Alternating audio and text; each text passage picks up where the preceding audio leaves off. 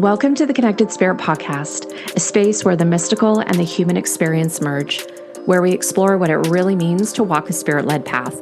I'm Courtney Dawson, an ethical medium and mentor, and for as long as I can remember, I have felt the presence of the spirit world. But my journey hasn't been simple. It's been one of self-discovery, healing from religious and emotional trauma, navigating fear, judgment, and the loneliness that comes with embracing something the world doesn't always understand. This podcast is here to take what was once considered woo and bring it into the real lived experience of being human.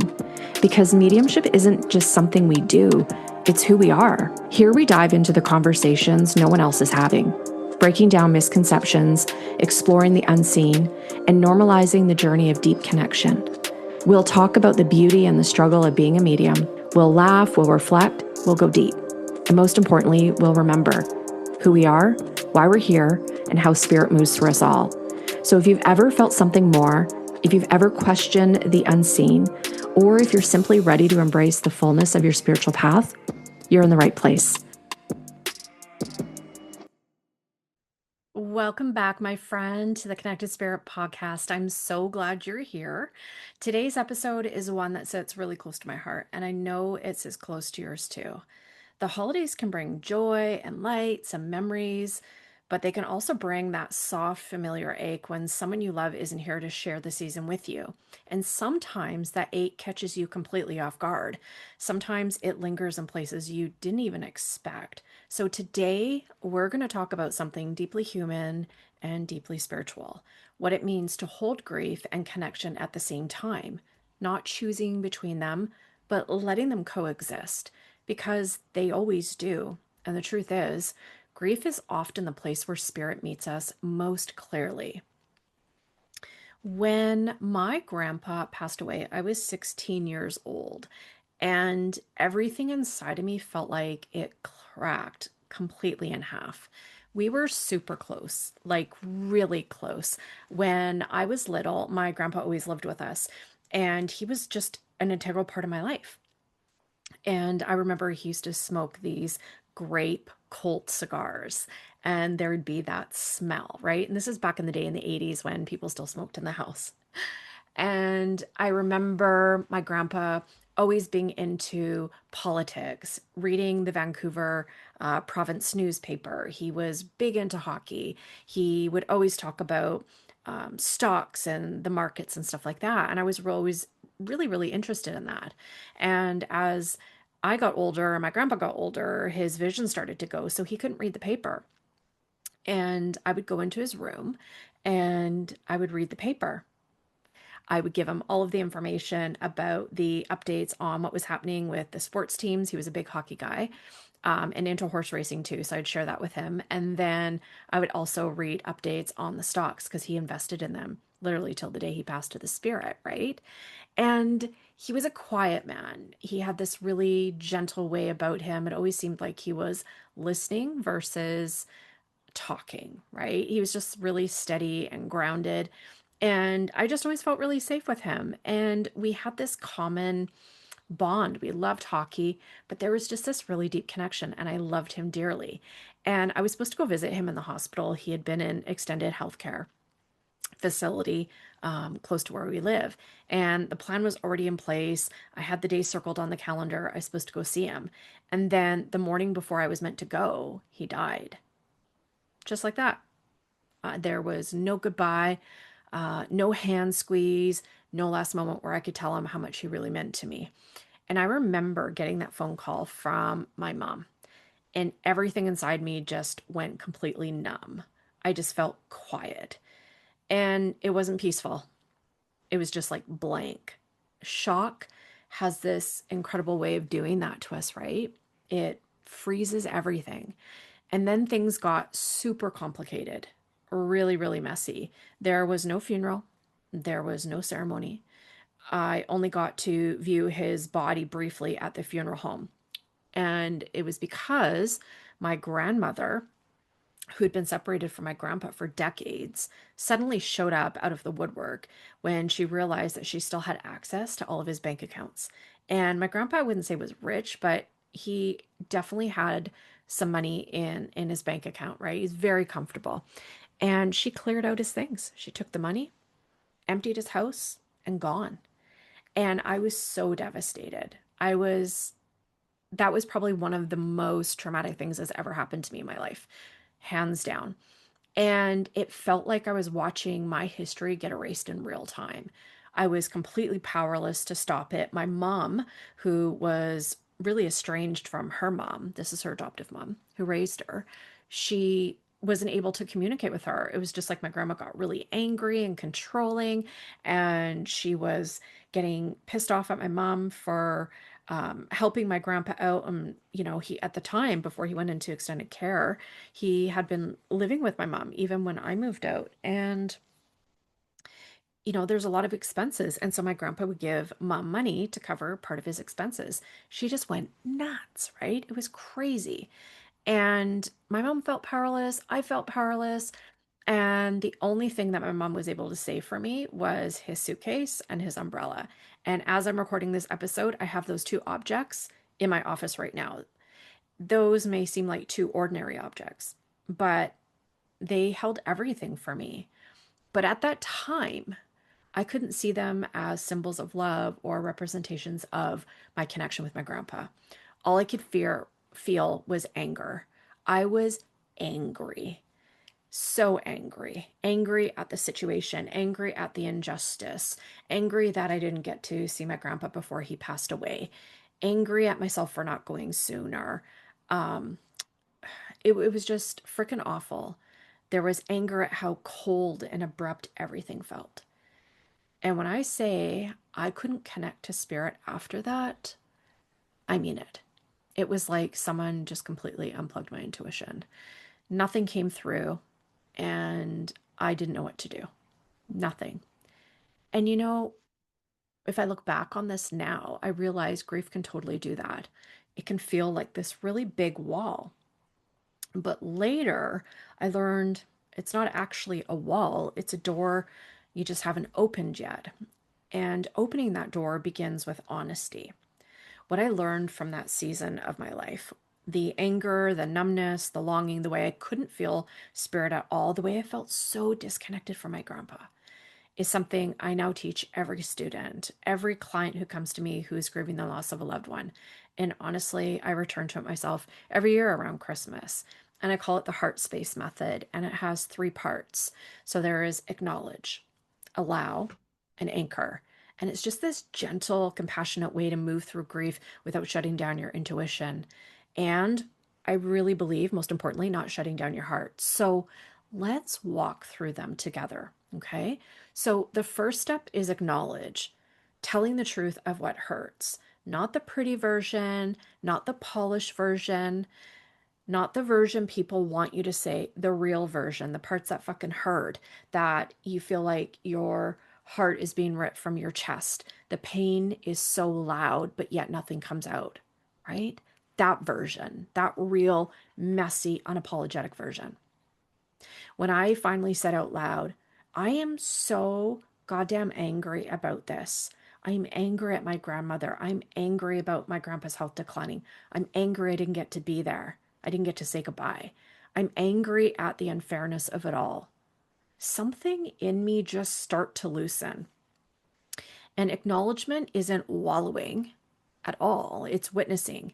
It's really saying, this is the truth of where I am right now. And we're not judging it. We're not putting labels on it, right? And when we can do that, spirit always meets us where we are, never where you pretend to be, right? And what happens is when we create denial, that denial creates distance. And when we can be honest about where we are, whether it's the way we want to feel or not, but we're just being honest about that. That honesty creates a deeper connection with our own soul. And the byproduct is that it creates a stronger connection with those in the spirit world. So when you acknowledge what's real, your heart stops bracing, it stops performing, and it really just stops shutting down. You're allowing yourself to be human. And that's when spirit can step closer. So if you're listening right now and your heart feels heavy, just whisper their name. You can say it out loud. You can say it inside in your mind, whatever that is. Just say, this hurts. This isn't fair. Whatever those feelings are for you, And that's okay. That's your starting point, okay? Once you've acknowledged the truth, the next step is allow. Allowing is giving your emotions permission to move, right? You're not going to judge them. You're not rushing through them just to skip over them so you don't have to feel the pain. You're not telling yourself, you should be over this by now, right? Thinking grief follows some kind of calendar or time frame, because it doesn't. Grief is not linear. It moves in circles, it moves in seasons. There's highs and lows. There's going to be days where you feel like, okay, I've got a handle on this. I'm doing all right. And then there's other days it's going to hit you like a friggin' tsunami, and it's going to come in this massive wave, and you're going to feel like you're back at the very beginning. I avoided anything that reminded me of my grandpa because I was afraid it would just break me open. And I was always scared of my emotions because when I grew up in a home where my dad would say stuff, especially if I got in trouble, don't cry or I'll give you something to cry about. And I wasn't allowed to share my feelings honestly. Otherwise, I would get really severely punished. So for me, as I was going through grief, it was really hard because all of that programming from growing up, it is not okay to share your feelings. You're not allowed to. And if you do, there's a punishment, right? And I mean, when my grandpa passed, I was 16 years old. I can see this different now as a 45-year-old woman, but then honestly, I was just a little kid, right? I was afraid that at that time that those emotions were really going to break me open. But spirit, and I truly believe it was the influence of my grandpa. He just kept nudging me. The other world kept nudging me, right? And then little things would show up. A stranger with the same umbrella brand, um, walking down the street and somebody be wearing the same trench coat that my grandpa had, right? Or I might be in a restaurant and I'd see somebody eating hard boiled eggs with toast and marmalade. That was my grandpa's breakfast. He ate it every day for my whole life, right? Maybe I'd have like a memory that would just kind of come out of nowhere. And at the time, I didn't see those as signs. I just saw them as like salt in a wound until one night, months later, I finally just let myself cry. And I mean, really cry to the point that everything within me just felt like it was collapsing. And afterwards, I noticed something. The grief was still there, but I didn't feel like I was in its grips. There was more space between myself and the grief. And somewhere in there, there was a little bit of comfort. And that's what happens when you allow the feeling. It clears the space for connection. Emotions are not the obstacle, they're really the bridge. And when we feel, we vibrate, and that vibration is what spirit blends with, right? And remember too, and this is what I tell my students when we're developing mediumship, is that mediumship is a language of feeling. If we don't allow ourselves to feel, it's going to make it damn near impossible for us to be able to feel the other world, right? The third step is anchor, where feelings become form. So, anchoring is choosing one simple, meaningful way to keep the connection alive. It's giving your departed loved one a space to land. So, for me, it was my grandpa's suitcase and his umbrella. And at first, I would look at them, and those were symbols of everything I lost, everything that I didn't get to say, the things that I wish I hadn't done, the things that I wish I had done, the possibilities and the plans that never ever got to materialize, right? But then it switched from that to closure, to tradition, to the times that I did get to spend with him, the memories that were incredible that I've been able to pass down to my own kids. And slowly, those symbols became forms of his presence. And one December afternoon, something inside me just kind of nudged, and I felt like I wanted to open that suitcase. And what was interesting is when I did, I found a coin. And my mom's been through that suitcase. I've been through that suitcase. There was no coins, there was nothing. It was just an old suitcase. And I sat on the floor and I cried. And as strange as it sounds, I really felt my grandpa there. Not in like some dramatic way or anything, but there was just this like comfort and this presence that felt like it was wrapping around my shoulders. And then that day I decided every Christmas, the suitcase is coming out.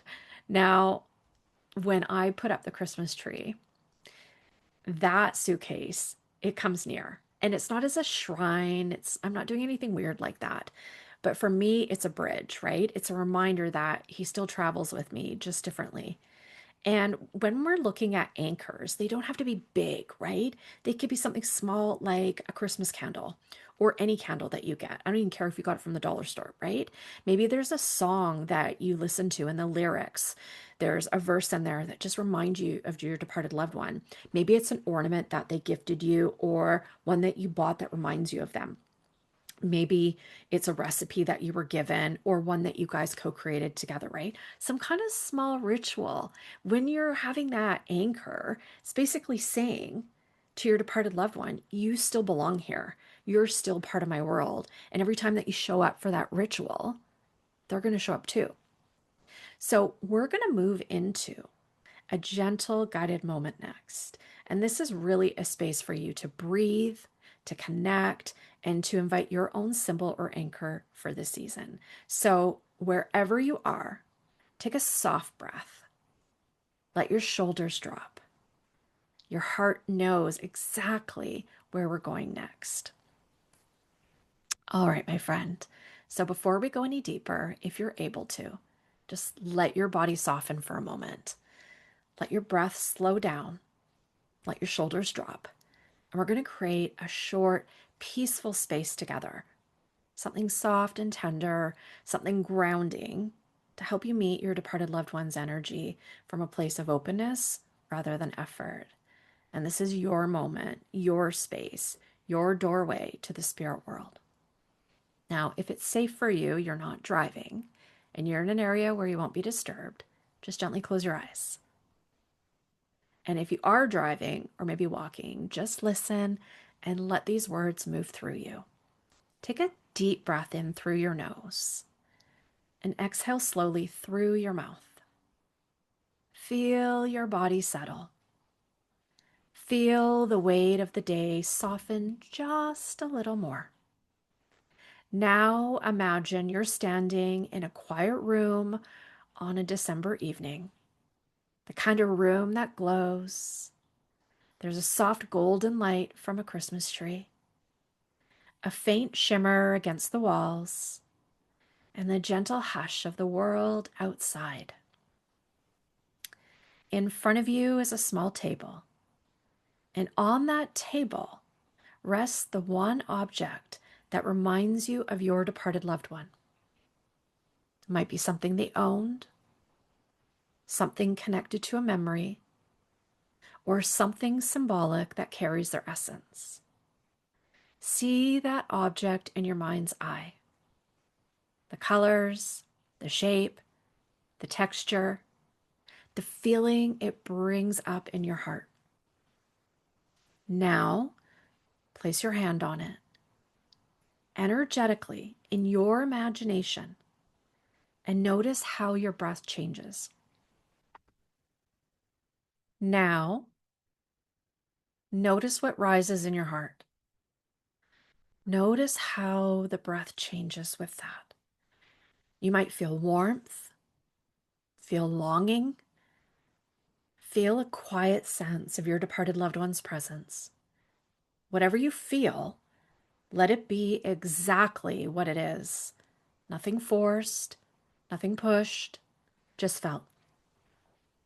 Now, say silently to yourself, I can hold grief and love at the same time. Let those words echo in your chest.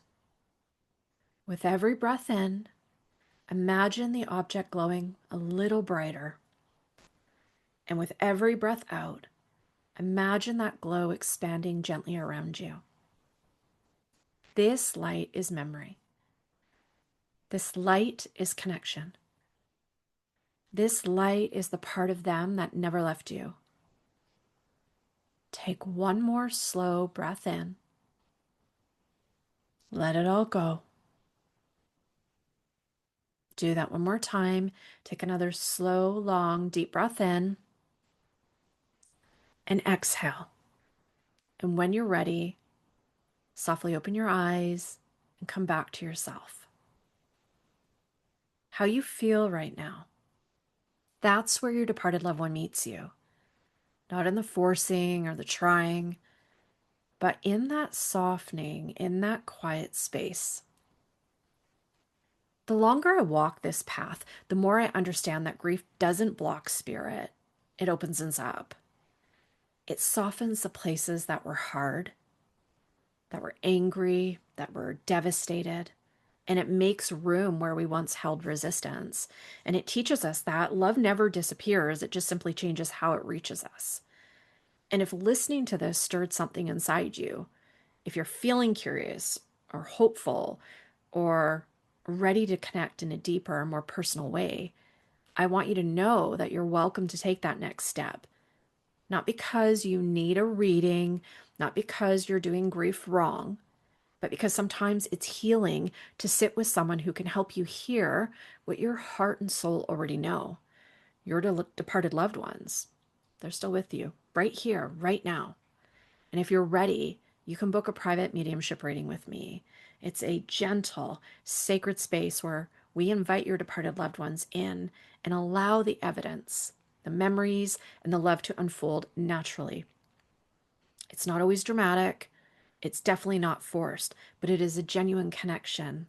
And often it brings enormous peace to those that are really having a hard time managing the grief, especially during the holiday season. You can find all the details and the show notes are on my website. And if now isn't the right time, that's totally okay. Truly it is. Just keep noticing those little signs from your departed loved ones that they're already sending you, because they are. As you move through this season, please be really gentle with yourself, okay? Grief is not a flaw. It's evidence of love. And every time you see something that reminds you of your departed loved ones, whether that's a song, a scent, a memory, an ornament, just pause for a moment. Let your heart open just a little bit, okay? Let that warmth rise and let yourself feel the connection with them, because the love between you and them hasn't ended, and it didn't end, and it can't end. It transformed, it changed shape, and it continues in ways that you're still discovering. Friend, thank you for being here with me today. Thank you for listening with such an open heart, and thank you for allowing me to be part of your journey, especially during a season that can feel really tender and raw. And if this episode brought you comfort, clarity, or even the smallest sense of peace, send it to someone who needs that too. You're not behind, you're becoming, always. And the people you love, those in the world of spirit, they're still walking beside you, just in a different way. I'll see you in the next episode. Take good care of your heart. The Connected Spirit isn't just a podcast, it's a remembering of who we are, a remembering of our connection to spirit, and a remembering that we are never walking this path alone. Mediumship isn't just about speaking with spirits. It's about deepening the connection to our own spirit, to one another, and to the energy that moves through everything. So as you leave this space, ask yourself, what part of this conversation stirred something within you? What connection is spirit inviting you to strengthen? If this episode spoke to you, please share it, leave a review, and connect with me on Instagram at Medium Courtney Dawson, or visit my website at mediumcourtneydawson.com. Your presence in this community matters, because connection isn't just about what we seek, it's what we are. Until next time, trust your spirit, trust the unseen world, and trust that you are always, always connected.